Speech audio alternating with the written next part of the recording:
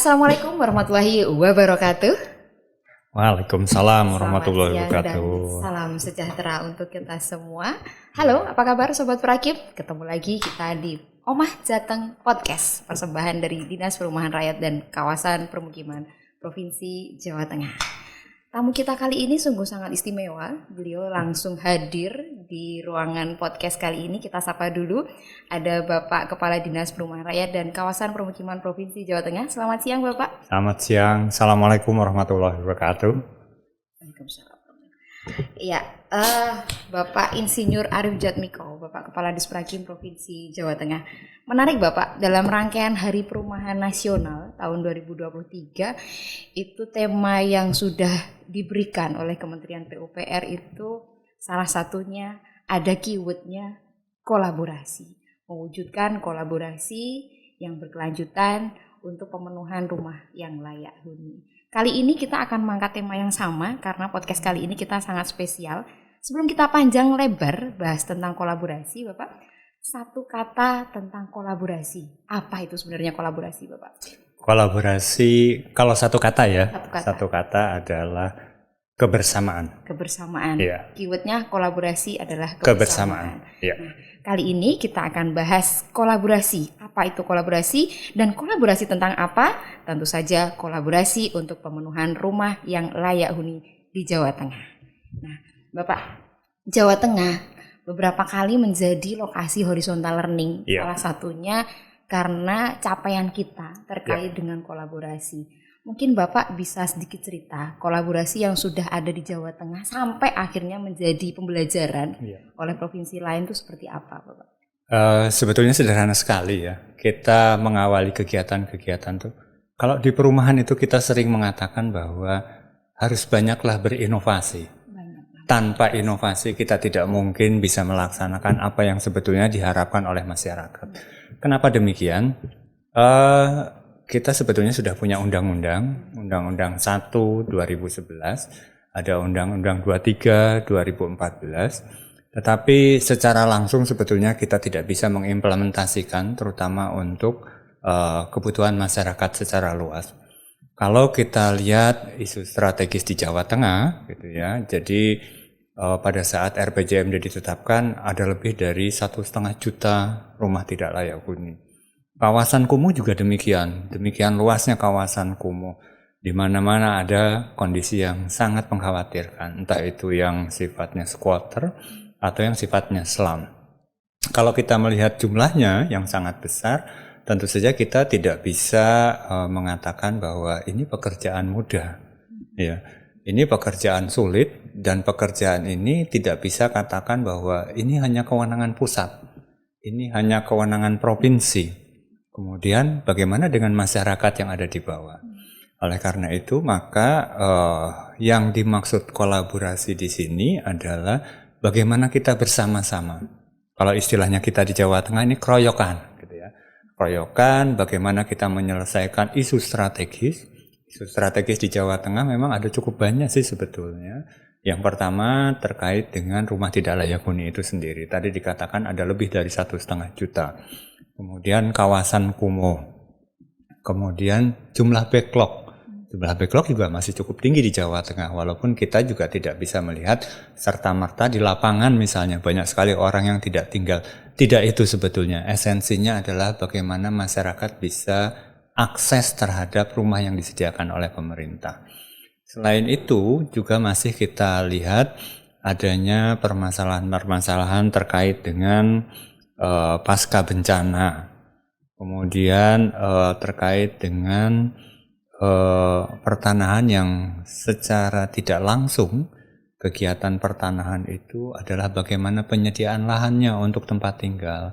Ini kaitan juga dengan tata ruang. Sehingga secara keseluruhan kalau kita ingin menyelesaikan permasalahan, memang betul-betul harus bersama, berkolaborasi dari seluruh stakeholder, dari seluruh tingkatan, bahkan dari pemerintah, non-pemerintah, swasta dan masyarakat harus bersama-sama menyelesaikan permasalahan itu. Kira-kira itulah gambarannya kenapa kemudian tema kolaborasi ini diangkat kembali oleh pemerintah pusat, karena memang di daerah kalau kita bertindak sendiri, kalau kita bekerja sendiri, kapan kita bisa menyelesaikan permasalahan itu? Saya kira itu ya kira-kira intinya daripada apa yang dimaksud dengan kolaborasi itu sendiri. Ya, baik Bapak. Tadi Bapak menyampaikan based on data, begitu banyaknya RTLH, kemudian kawasan permukiman kumuh yang harus kita tangani, yang kita sendiri tentu saja tidak bisa sendiri karena membutuhkan stakeholder yang lainnya, baik non government maupun government dan masyarakat itu sendiri tentunya. Contoh konkret Bapak di Jawa Tengah itu kan kita lihat ada beberapa lokasi nih konkret, yang paling konkret seperti apa? Oke, yang paling konkret sebetulnya kalau RTLH karena individu tersebar ada di 29 kabupaten kota. Bahkan sebetulnya di beberapa tempat realisasinya kalau kita lihat APBN, APBD atau anggaran pemerintah non-pemerintah sebetulnya di 35 kabupaten kota. Untuk kolaborasi yang sangat spesifik mengatakan bahwa di sini ada peran pemerintah, di sini ada peran masyarakat. Contoh yang ada di Jawa Tengah adalah terkait dengan pembangunan baru. Ya, gitu ya. Jadi ini sebetulnya inovasi nih. Pembangunan baru itu kalau kita melihat sebetulnya antara inovasi dan bagaimana kita bisa hadir di antara masyarakat, yang sudah kita lakukan ada beberapa titik gitu ya. Yang pertama misalnya di Cilacap. Cilacap itu bagaimana pemerintah hadir kepada masyarakat golongan termasuk yang tidak mampu, tetapi mereka membentuk komunitas. Itu ada di Karangsari, jumlahnya kira-kira 29 rumah. Ini kolaborasi yang luar biasa sekali. Di sana peran provinsi adalah sebetulnya memberikan stimulan rumah. Ya, rumah yang diberikan kalau kita melihat secara kualitas saya kira sudah cukup bagus ya, karena bantuan Bapak Gubernur Provinsi Jawa Tengah kepada masyarakat tidak mampu selalu dikatakan tolong berikan terbaik bagi masyarakat. Apa itu? Rumah yang diberikan dalam bentuk Ruspin, rumah unggul sistem panel instan. Kemudian luasannya juga memenuhi syarat, ini kira-kira 36 meter persegi. Penyediaan air minum dan sanitasi juga menjadi bagian yang dikolaborasikan. Jadi pemerintah provinsi memberikan bantuan stimulan rumah, kemudian pemerintah daerah memberikan perizinan-perizinan, memberikan kemudahan dalam perizinan, memberikan kemudahan dalam, karena masyarakat dalam bentuk komunitas, peran mereka itu sebetulnya sangat strategis di mana masyarakat berkolaborasi dalam penyediaan lahan. Jadi masyarakat itu menyediakan lahan untuk kemudian pemerintah menstimulasi.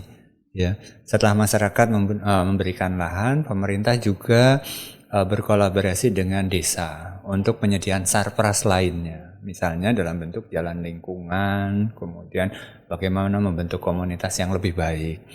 Di luar itu tentu saja tadi sudah ada provinsi perannya, kemudian pemerintah kabupaten perannya, pemerintah desa, masyarakat. Tetapi ternyata masih juga ada tambahan dari bagaimana peran Basnas, bagaimana peran CSR dalam melengkapi lingkungan. Jadi ya, kalau lingkungan sudah bagus, keluarga sudah bagus, sarana prasarana sudah ada, kita membantu masyarakat bagaimana mereka bisa istilahnya adalah bersosialisasi dengan baik dan kemudian menjalankan ibadahnya dengan sebaik-baiknya. Karena di dalam lingkungan itu kebetulan sekali memang ada yang dengan sukarela menghibahkan lahannya untuk musola. Nah, kita siapkan dengan koordinasi Basnas, CSR, dan lembaga-lembaga lain yang memberikan. Tetapi tidak hanya Cilacap sebetulnya, masih ada beberapa yang lain juga. Kolaborasi yang cukup berhasil adalah di Brebes ada juga, ini di Paguyangan Indah. Yang cukup menarik, kita juga menginovasi bagaimana sebetulnya kolaborasi ini. Ya, kalau yang kita sebut adalah sebetulnya programnya Tukulama-Walahuma, gitu ya. Ada 3. Yang satu adalah dalam bentuk penanganan untuk backlog. Yang kedua adalah penanganan untuk pasca bencana, dan yang ketiga adalah relokasi program pemerintah, gitu ya. Nah, ini yang luar biasa sekali adalah selain bagaimana masyarakat ikut berkontribusi. Masyarakat kalau kita di Jawa Tengah ini tidak sebagai objek. Kita perankan masyarakat dalam posisi sebagai subjek sehingga mereka betul-betul ikut merencanakan dari awal tanah kosong, bahkan sebetulnya dari mencari tanah gitu ya. Mencari tanah bagaimana, kemudian apakah tanah itu sesuai dengan tata ruang, kemudian apakah kemudian masyarakat itu kalau beli tanah di situ bisa tidak dibangun. Nah, dalam posisi-posisi itu di Brebes ada. Kemudian, oh iya saya lupa tadi, ada juga posisi-posisi yang ternyata gitu ya, Tuku Lemah oleh Uma ini disambut sangat baik oleh masyarakat. Di beberapa tempat ternyata kita bekerja dengan, dalam tanda petik kalau dikatakan bahwa mereka masuk kategori tidak mampu, ternyata jika kita berdayakan, ada kegiatan-kegiatan atau kontribusi-kontribusi yang di luar dugaan kita, gitu ya. Seperti apa Jadi itu? ini misalnya begini, kalau di Brebes, di Paguyangan Indah, bagaimana akses masyarakat terhadap rumah itu diperoleh, itu ternyata kita juga bisa melihat bahwa setelah mereka rembuk, setelah mereka kemudian sepakat membeli tanah, ternyata pemilik tanah itu, ya monggo silahkan. Yang penting lunas, ya. Yang penting lunas. Lah kalau yang penting lunas itu sebetulnya bagaimana? Caranya gimana? Iya, itu kan kita kan sudah mulai berpikir ini bagi masyarakat. Yang penting lunas ini sebetulnya sudah harapan yang luar biasa, peluang yang luar biasa. Dan tentu saja dengan seperti itu, Ketua Pokmasnya juga tidak ingin bahwa ada kepercayaan seseorang membebaskan Tuku Lemah, tetapi kapan lunasnya terserah, gitu ya. Ini yang lucu gitu ya. Putar otak nih jadi. Ya, iya dengan masyarakat itu luar biasa. Terus kemudian akhirnya Ketua Pokmas juga tidak serta-merta menerima karena ada tanggung jawab di sana, gitu ya. Kemudian mereka akhirnya menunjuk salah satu orang, gitu ya. Rembukan itu tadi. Iya, menunjuk salah satu orang. Bahkan kemudian karena mereka memang tidak bisa bayar cash, sebetulnya kita sempat menawarkan gitu ya untuk ayo kita fasilitasi dengan kredit bank.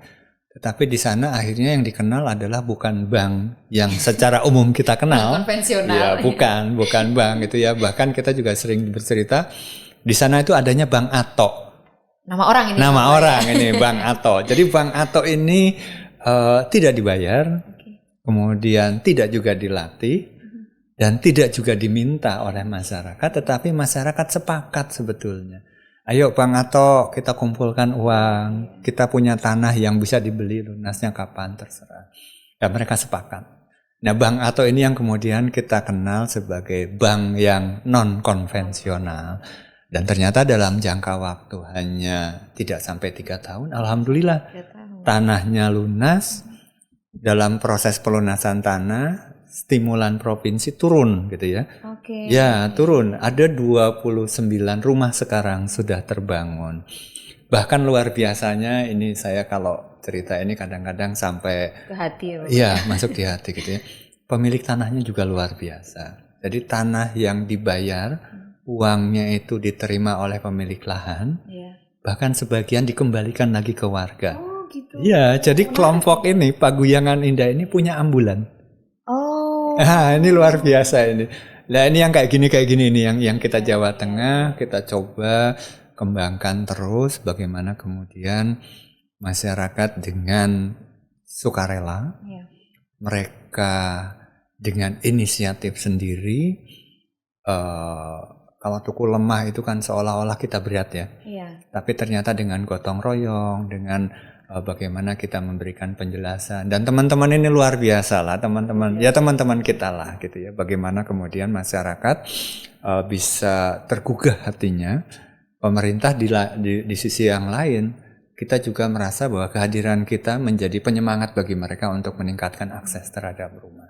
Itu 2 dari sekian. 2 dari sekian. Masih ada beberapa komunitas yang luar biasa pokoknya. Ya. Kita kupas gitu ya suatu saat ini.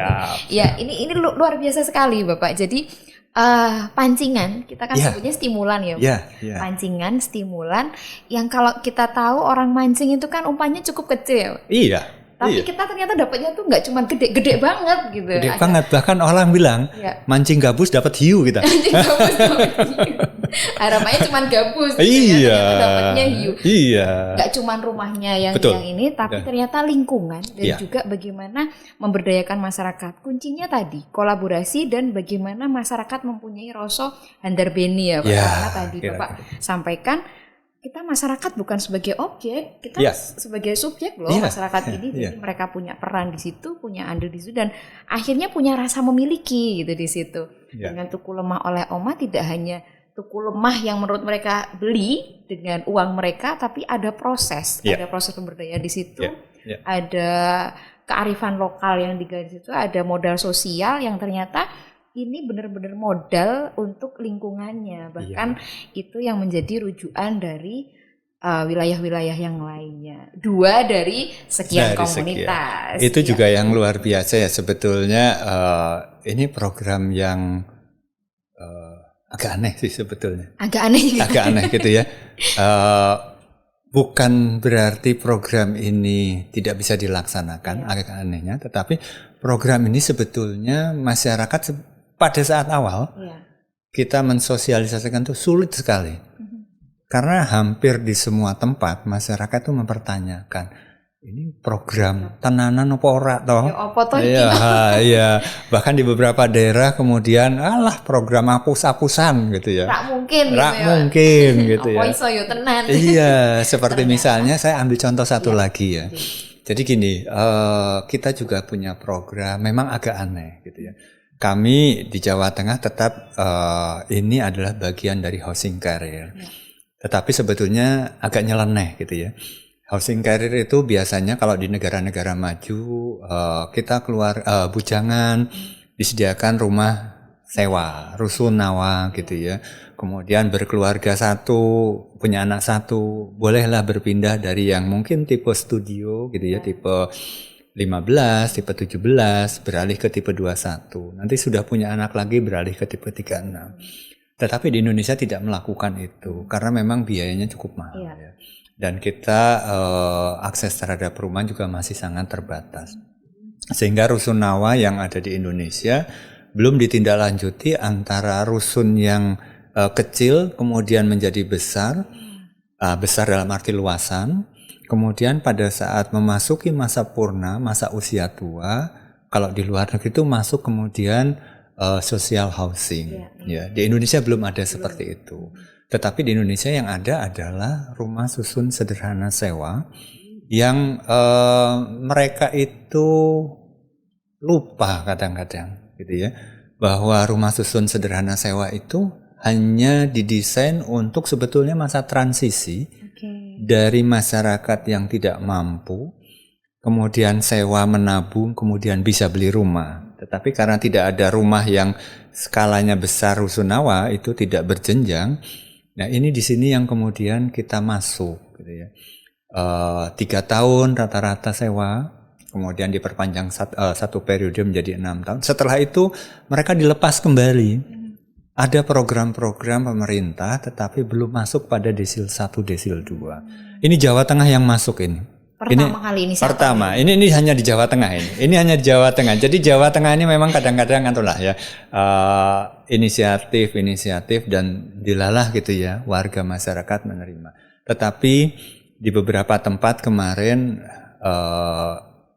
sangat kesulitan di posisi bahwa bagaimana mereka yang akan habis masa kontraknya ditawari program tuku lemah oleh Oma tidak percaya. Balik tadi ya, ini kembali lagi. Iya, kembali lagi di Magelang misalnya, di Magelang. Kota Magelang, ini Kota Magelang. Kota ini luar biasa nih. Teman-teman juga kota bisa beli tanah juga nih masyarakat. Mereka diminta untuk masuk program kita adalah menabung 1 bulan 100.000. 100.000. Enggak ada yang percaya. Ini program apa? 1.000 entuk omah. Di rumah. Malah entuk lemah juga. Iya. Ini enggak percaya. Yang beli hanya yang ikut program hanya sekitar 17 keluarga. 17 keluarga. kami juga melihat bahwa aduh tanah di kota mahal ini mesti akan sulit mendapatkannya. Kemudian kita kolaborasi dengan Kota Magelang, Pemerintah kota itu. ya pemerintah kota. Dari sisi tata ruang kita juga bekerja sama dengan pemerintah kota. Dari sisi pertanahan kita bekerja sama dengan Kanta gitu ya. Kemudian akhirnya memang disepakati ada satu lahan yang bisa dibeli tetapi memang tidak begitu luas. Gitu ya. Apakah ini mungkin gitu ya? Warga kalau beli cash nggak mungkin gitu ya.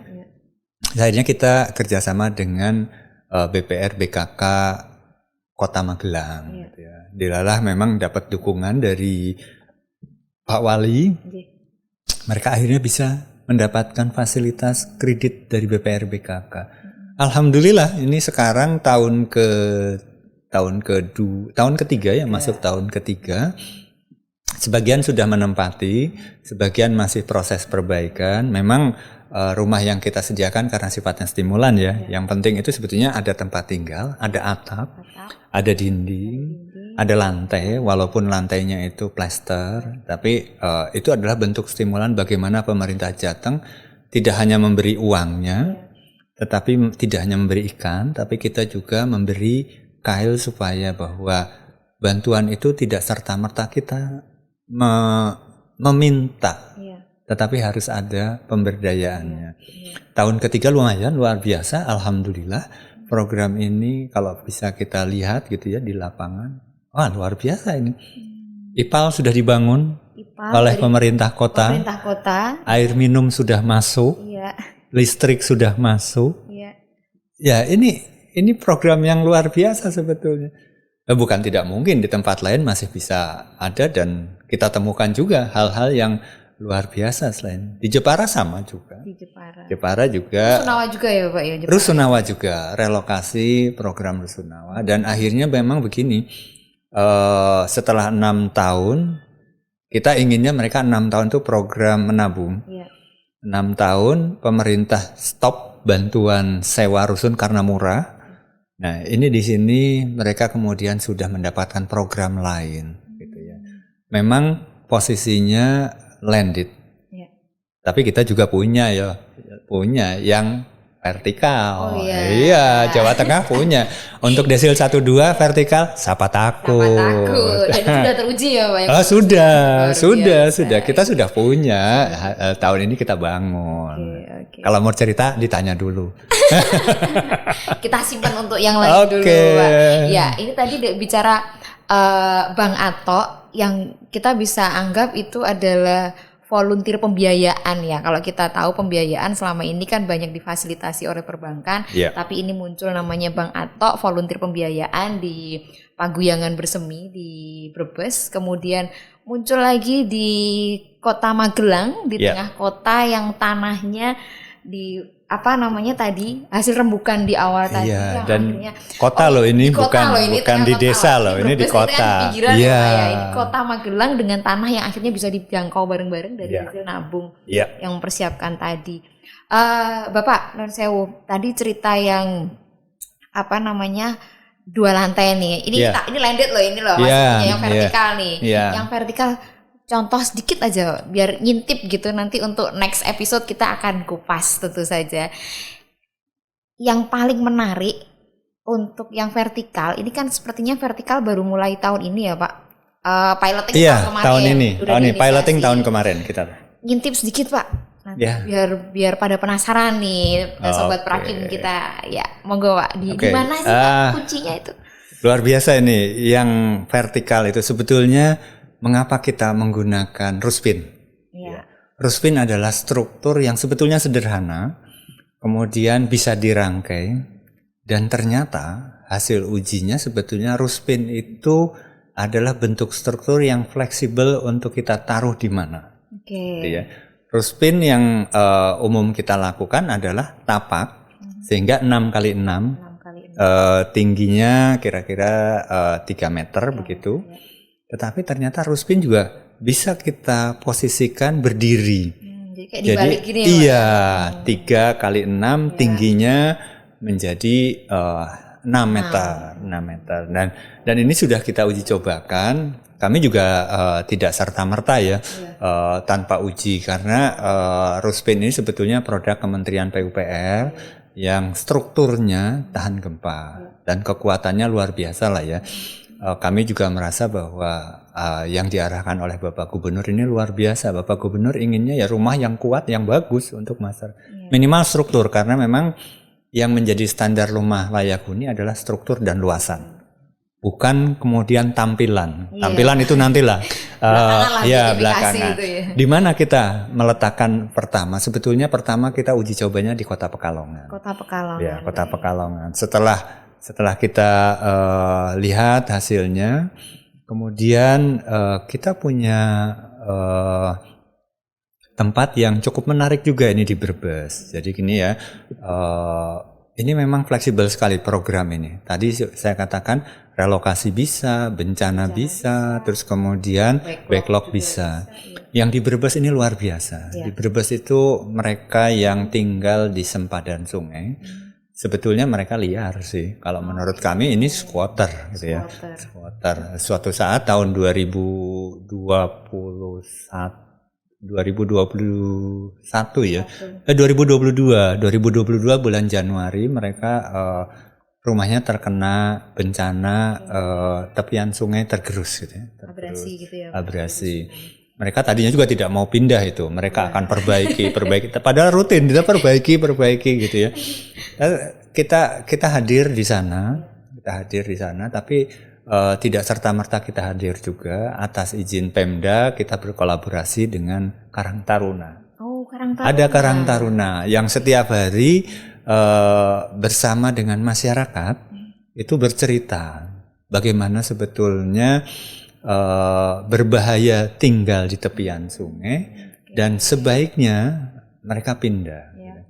Nah, program pemerintah yang ada sekarang itu memang belum menjangkau hal-hal yang demikian. Itu paling mereka dilarang bertempat tinggal, terus kemudian suruh pergi. Tidak ada solusi. Tidak ada solusi. Lah yang kita, solusi. yang kita ini kan, mereka dalam kategori yang keuangannya juga sangat terbatas, begitu ya.